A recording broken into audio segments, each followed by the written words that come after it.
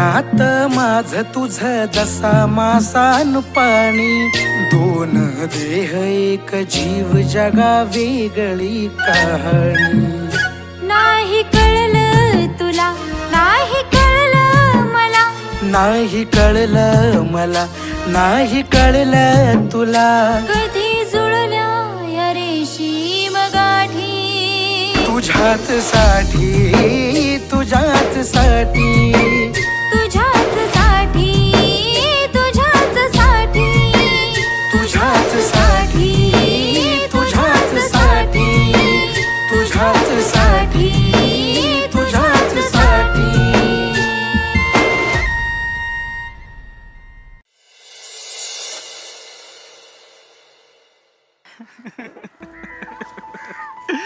श्रेयस, शांत हो शंकर.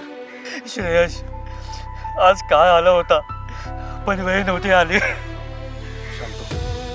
त्या दीपकचा वार जर वणवी लागला असता तर माझी राधा कायमचं हे जग सोडून गेली असती.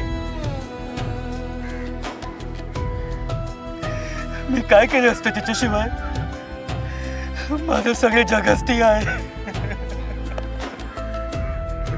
हे बघ शंकर, शांत हो. अरे असं रडून कसं चालेल? आणि डॉक्टरांनी सुद्धा सांगितलं की थोडक्यात वाचली आहे ती. आणि तू जर असा ढासळलास तर त्यांना कोण सांभाळणार? नाही रे श्रेयस, तो प्रसंग माझ्या डोळ्यांसमोरून जातच नाहीये. रक्ताच्या थारोळ्यात पडलेली राधा बघून माझं काहीच फाटलं होतं. त्या नराधम दीपकने असं टोकाचं पाऊल का उचललं असेल?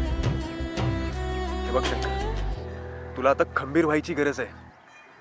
ही वेळ रडत बसण्याची नाहीये, तर राधाला आधार देण्याची आहे. अरे नशीब बलवत्तर होतं म्हणून आपण तिथे सगळेजण वेळेवर पोचलो आणि राधाला वाचवू शकलो.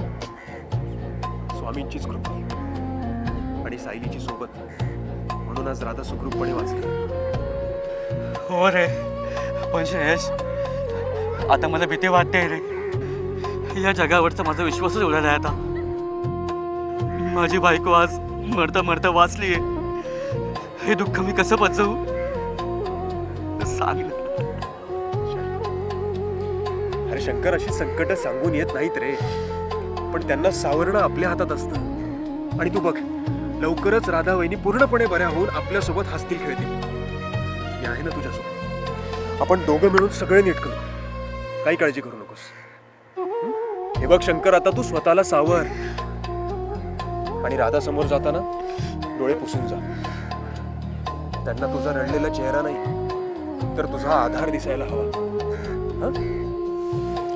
हो श्रेयस, मला आता तिच्यासाठी खंबीर व्हावंच लागेल. तू पाठीशी आहेस ना, म्हणून मला बळ मिळतंय.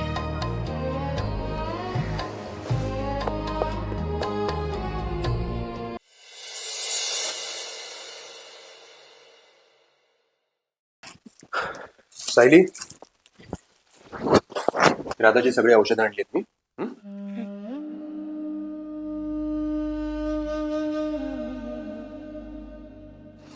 आणि काळजी करू नकोस, राधाला वाटेल बरं लवकर.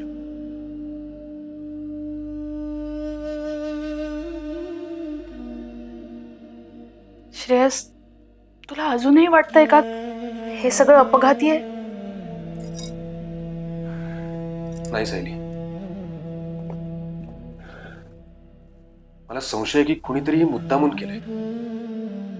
राधा, तू ना आता फक्त आराम कर. नाही सायली, ज्याने माझं रक्त सांडवलं त्याला मी असंच नाही सोडणार.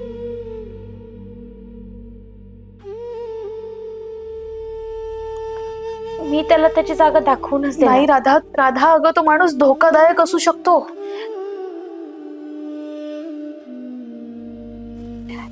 हे बघ सायली, धोकादायक तो असतो ज्याच्याकडे गमवायला काहीच नसतं. अगं, माझ्याकडे तर तू आहेस, शंकर आहे, श्रेयस आहे. आता मी नाही पळणार.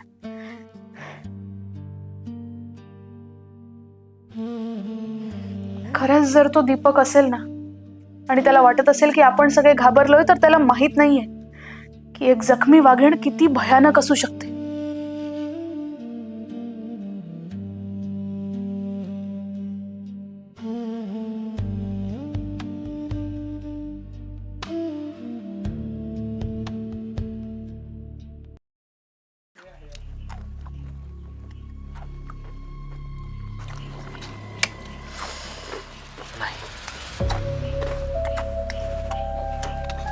मी खूप चुकतोय.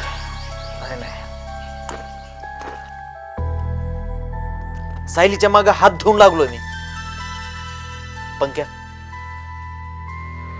पण तुला एक सांगू, जबरदस्तीनं प्रेम होत नसतं, जबरदस्तीनं फक्त भीती राहते. मला स्वतःला बदलावंच लागेल, बदलावंच लागेल. मला बदलायलाच पाहिजे, बदलायलाच पाहिजे. शेठ,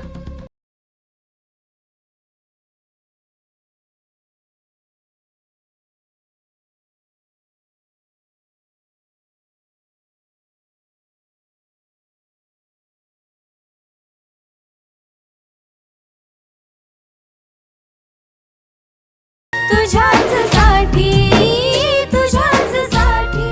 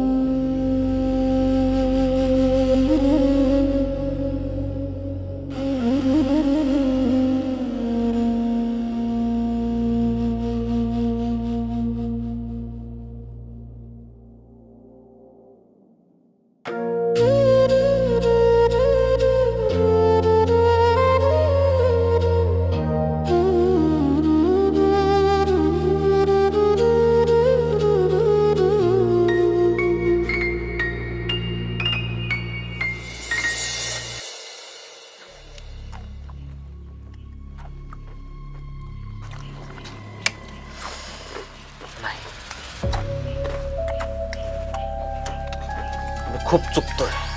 नाही नाही, सायलीच्या मागे हात धुवून लागलो मी. पंक्या, पण तुला एक सांगू, जबरदस्तीनं प्रेम होत नसतं. जबरदस्तीनं फक्त भीती राहते. मला स्वतःला बदलावंच लागेल. बदलावंच लागेल. मला बदलायलाच पाहिजे. बदलायलाच पाहिजे. भेट.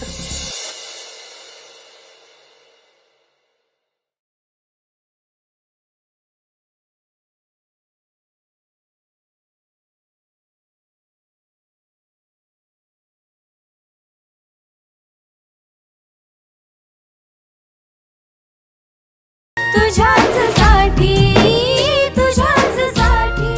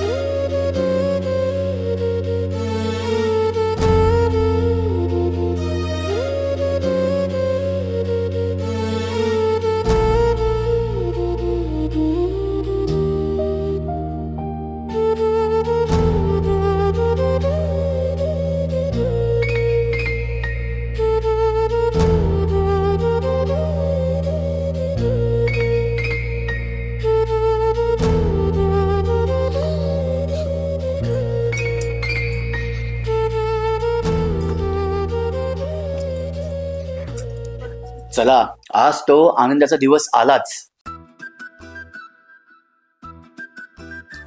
हो शंकर, आज फायनली आपल्याला डॉक्टरची अपॉइंटमेंट मिळालेली आहे.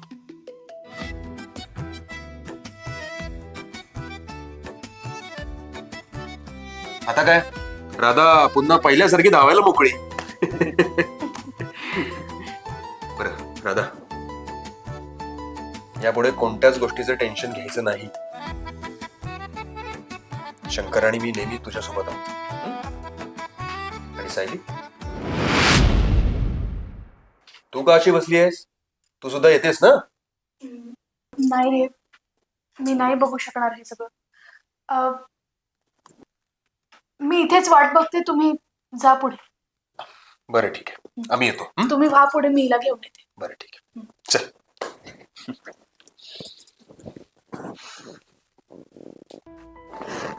राधा, हे बघ, लवकर घरी ये. आणि तिकडे गेल्यावर अजिबात घाबरू नकोस. ते काढताना थोडस दुखेल, पण तेव्हा माझा विचार कर. प्रत्येक क्षणी तुझी इथे वाट बघ. अगं सायली, वेडी आहेस का तू? मी कुठे चालली? मी दवाखान्यात चालली. आणि तू एवढी भावूक का होतेस? माहित नाही ग राधा, पण जेव्हापासून तुझ्यावर हल्ला झालाय ना, नजरेआड करायची खूप भीती वाटते. तू नजरेआड गेलीस ना की असं वाटतं की काहीतरी वाईट घडणार आहे. राधा, तू नसलीस ना की घर रिकामं वाटतं ग.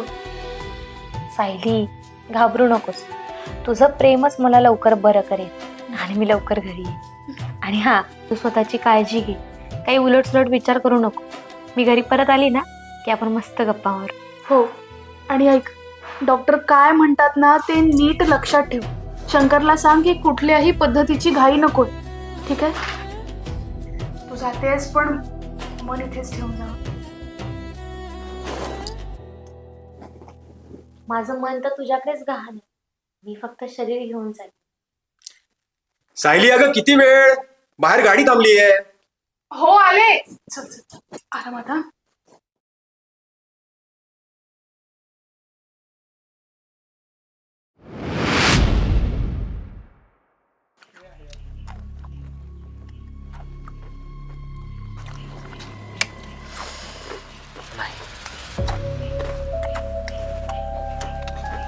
खूप चुकतोय. नाही नाही, सायलीच्या मागे हात धुवून लागलो मी. पंक्या, पण तुला एक सांगू, जबरदस्तीनं प्रेम होत नसतं. जबरदस्तीनं फक्त भीती राहते. मला स्वतःला बदलावंच लागेल. बदलावंच लागेल. मला बदलायलाच पाहिजे. बदलायलाच पाहिजे. शेठ काय झालं तुम्हाला? असं अचानक तत्वज्ञानाची गप्पा. तुमचा रावडी लोक कुठे गेला देव? फारसण खाणार का? तसं नाही रे, सायलीच्या नजरेत आता फक्त मी एक गुंड आहे. मला जर त्यांच्या नजरेत चांगलं बनायचं असेल तर मला सायली आणि श्रेयस यांना पटवावंच लागेल. तू एक काम कर, तू एक असा प्लॅन बनव ज्यातून मी निर्दोष सुटेन. शेठ तुम्ही बोललात आणि प्लॅन तयार झाला नाही, असं काही झालं का? असा प्लॅन बनवू ना आपण, असं दमदार काम करू. आता फक्त आपल्याला एक बळीचा बकरा शोधावा लागेल. बळीचा बकरा? हो, म्हणजे आपण काय करायचं माहितीये का? सगळ्यांना सांगायचं तुम्ही सायलीला वाचवायला गेले होते आणि एक गुंड तिच्यावर हल्ला करत होता, पण लोकांनी गैरसमज करून घेतला. अरे पण चाकू माझ्याकडेच होता ना. तिथं तर डोकं वापरायचं ना. मग इकडे या. तुम्ही तो चाकू गुंडाच्या हातातून हिसकावून घेतला. तिथं तुम्ही हिरो बनतात माहितीये का? मी काय करतो, गल्लीतलं एक पोरग शोधतो, त्याला 2 वडापाव खाऊ घालतो आणि त्याला सांगतो श्रेयसकडे जा आणि सगळी कबुली दे की त्याने राजावर हल्ला केला होता. जर दीपक आला नसता तर राजा वाचलीच नसते असं तो सांगेल. पण त्या मुद्दा तिथंच अडालाय. कुठं? त्या पोरानं पलटी मारली तर छे कसं मारेल? मी त्याला ताकीद देतो ना की तो स्वतःलाच गुन्हेगार म्हणून घेईल. तुम्ही काय करायचं, ग्लिसरीनचे 2 थेंब डोळ्यात टाकायचे आणि श्रेयसचे पाय धरायचे आणि त्याला सांगायचं, श्रेयस भाऊ मी तर माणूस की जपत होतो रे, पण लोकांनीच मला विलन केलं. वा वा पंकजा वा भारी आयडिया आहे. यानं सायलीच्या नजरेत माझा आदर वाढल. पण हा, यात जर काही गफलत झाली तर मग मी तुझाच गळा आवळणार. समजलं? हो शेठ, तुम्ही निश्चिंत राहा. आता चला, ऑपरेशन निर्दोष सुरू.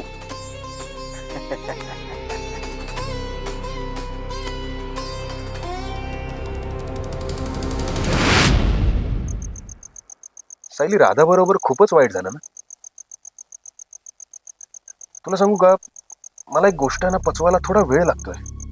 कुठली? आपण दीपकला ना उगाच वाईट म्हणत होतो. अगं त्याने राधाचा जीव वाचवला. तो शंकर त्या दीपकचे आभार मानता मानता थकत नाहीये. तू सुद्धा ना श्रेयस शंकर सारखा वाहत चाललायस. तुला खरंच असं वाटतं का की तो दीपक चांगला माणूस आहे? तो फक्त संधी बघून वार करणारा माणूस आहे.